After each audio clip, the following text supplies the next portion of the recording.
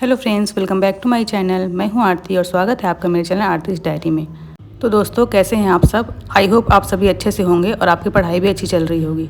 जैसा कि आप लोग को पता है कि प्री हुआ, मेंस हुआ, देन इंटरव्यू और मेरा सिलेक्शन नहीं हुआ है। तो बहुत दिनों से मेरी पढ़ाई बंद थी और मैं कुछ सोच भी नहीं पा रही थी क्या करना है क्या नहीं करना है, क्योंकि एग्ज़ाम देने के बाद जब रिजल्ट माइनस में आ जाता है ना, तो कुछ करने का मन नहीं होता है। लगता है बस क्या करें, कहाँ शुरुआत करें, और फिर से एक नई शुरुआत करनी होती है। और सबसे ज़्यादा मुश्किल ना फिर से शुरुआत करना ही होता है। तो देर से अब पढ़ना तो है ही, कर ही क्या सकते हैं। अगला प्रीलिम्स आने वाला है, मेंस आने वाला है, तैयारियां तो लगेंगी ही।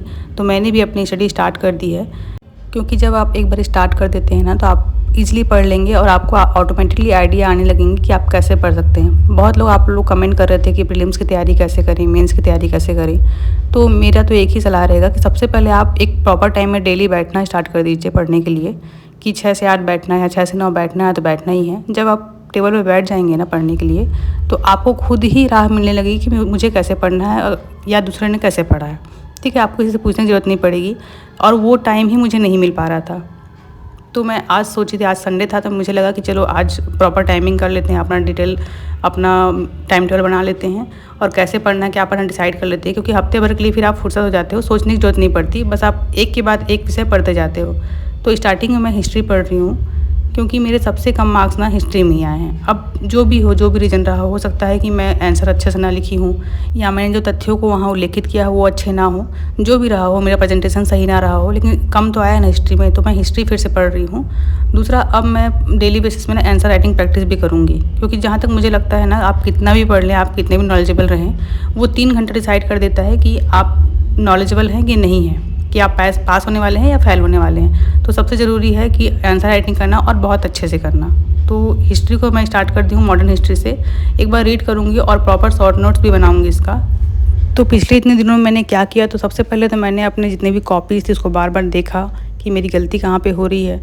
टॉपर्स की कॉपी जो भी अवेलेबल है उससे अपना एनालाइज़ किया कि मेरे नंबर किस सब्जेक्ट में कम आ रहे हैं, किस सब्जेक्ट में ठीक है, किस में मेहनत की और ज़्यादा ज़रूरत है, किस में प्रेजेंटेशन सही नहीं है। इसको देख के पूरा एनालाइज़ करके पूरा मैंने उसका लिस्ट बना लिया कि क्या कमी है मुझ में, किस में वर्क करना है।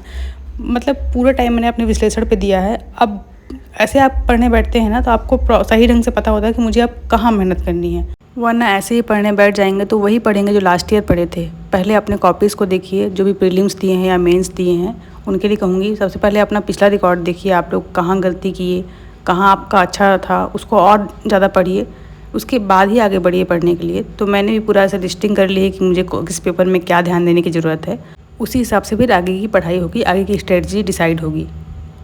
प्रीलिम्स के लिए स्ट्रेटजी की बहुत सारे कमेंट आ रहे थे कि प्रीलिम्स के लिए कैसे करें, प्रीलिम्स हमारा नहीं निकलता है।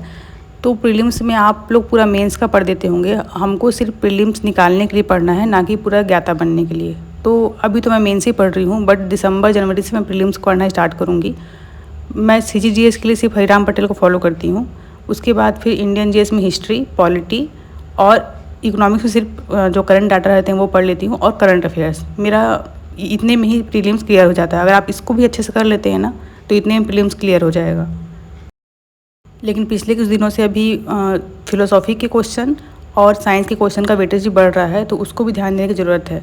तो जो भी आप पढ़ें ना अपने मेंस के सिलेबस से पढ़ें। जैसे कि आप मान लो फिलोसॉफी पढ़ रहे हैं तो मॉडर्न फिलोसोफर जो भी हैं, जो भी हमारे इंडियन फिलोसोफर हैं, उसको आप मेंस के सिलेबस में जितना है ना उसको देखकर पढ़िए, क्योंकि क्वेश्चन उसी से आते हैं। शुरुआत जब हुआ था तो यही आ गया था कि कौन से फिलोसोफर दिया हुआ है मॉडर्न वाले में, तो हमको अगर सिर्फ सिलेबस याद करना रहता था। अब थोड़ा डीप में पूछ रहा है, तो आप अगर मेंस की तैयारी पहले किए हैं ना तो प्रीलिम्स आपका इजीली निकल जाएगा। इसलिए मैं सलाह दूंगी सबसे पहले मेंस की तैयारी करनी चाहिए, उसके बाद प्रीलिम्स की। लेकिन दिसंबर जनवरी से ना प्रीलिम्स के लिए ऑब्जेक्टिव्स मॉक टेस्ट देना और उस प्रीलिम्स के पैटर्न पढ़ना स्टार्ट कर देना चाहिए।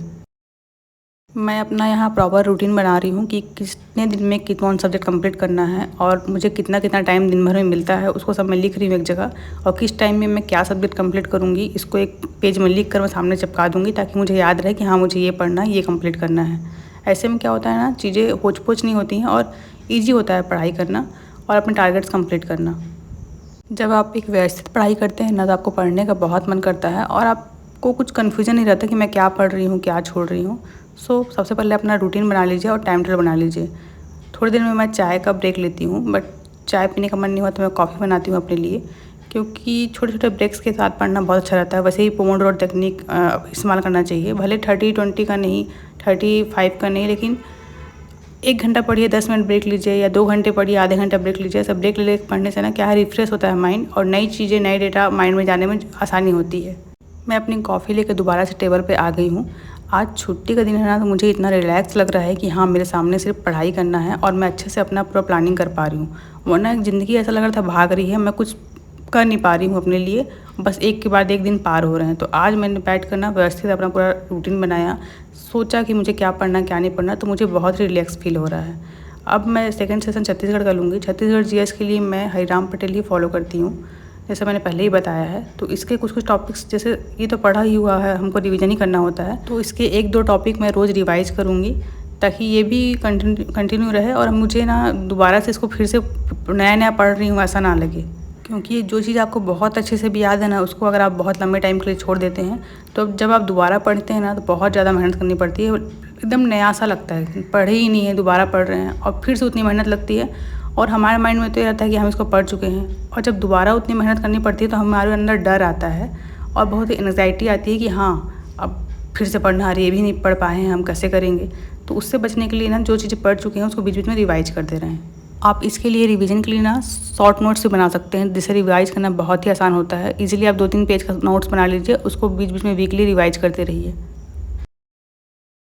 आप लोगों की बहुत सारे कमेंट्स आ रहे थे कि मैडम फुल वीडियो लाइए, बट मेरे पास अभी टाइम ही नहीं मिल पा रहा था। जब मैं पहले फुल वीडियोस अपलोड करती थी ना, प्रीलिम्स के पहले, उस समय मैं घर पर थी और छुट्टियों में थी, मैंने स्कूल ज्वाइन नहीं किया था शादी के बाद, तो मेरे पास प्रॉपर टाइम होता था पढ़ने का भी और वीडियो बनाने का भी। लेकिन अभी ऐसा हो गया है कि मुझे स्कूल देखना है, घर देखना है, फिर अपनी पढ़ाई भी देखनी है, उसके बाद फिर वीडियोस में टाइम देना है, तो मैं बहुत ज़्यादा परेशान हो जा रही थी। इसलिए मैंने वीडियो को थोड़ा स्किप किया कि नहीं, इस चीज़ को हम बाद में भी कर सकते हैं, या डेली नहीं ना करके 10 दिन में 15 दिन में एक वीडियो अपलोड कर सकते हैं, बट पढ़ाई और अपना जो बाकी काम हो तो नहीं छोड़ सकते। यही कारण है कि मेरे वीडियोज़ नहीं आ रहे हैं। जो भी वर्किंग वुमेन होंगी, जो प्रिपरेशन कर रही होंगी, या जो भी वर्किंग वुमेन या मैन जो भी होंगे, वो लोग समझ सकते हैं कि कितना कम टाइम होता है हमारे पास। पीएससी वालों को ना एक प्रॉपर स्लॉट चाहिए होता है पढ़ने के लिए, 3 घंटे का, 2 घंटे का, और जब हम जॉब में जाते हैं और घर का काम भी देखते हैं ना, तो वो प्रॉपर स्लॉट हमको मिल नहीं पाता है, और ऐसे में बहुत ज़्यादा टेंशन होती है कि हम पढ़ नहीं पा रहे हैं, क्योंकि आधा पढ़ के छोड़ देना, फिर आके उसी को पढ़ना, ऐसा वाला आदत नहीं है। मतलब पूरे टॉपिक भी कंप्लीट हो जाए ना, तो बहुत बड़ी बात है। उसके बाद फिर रिज़ल्ट देखते हैं और दूसरों को बनते हुए देखते हैं, तो और ज़्यादा डिमोटिवेट फील होता है कि अरे, हम पढ़ सकते थे और अच्छा कर सकते थे। सो इसी कारण से वीडियोस नहीं आ रहे हैं। और सच बोलूँ तो मुझे अब वीडियो बनाने का भी मन नहीं करता, क्योंकि कहीं ना कहीं माइंड में बैक साइड से आवाज़ आती रहती है कि अरे यार, तू पहले अपना तो निकाल ले, उसके बाद लोगों को गाइड करना, या खुद का तो पहले हो जाए, देन हम अच्छे से गाइड कर पाएंगे, अच्छे से बता पाएंगे कैसे प्रीलिम्स, मेंस और इंटरव्यू क्लियर करना है। अभी खुद का नहीं हुआ तो हम क्या ही गाइड करेंगे। तो वीडियो बनाने का मन नहीं करता। आई होप आप लोग सब समझ गए होंगे कि वीडियोज़ क्यों नहीं आ रहे हैं और मैं अभी कहाँ बिज़ी हूँ।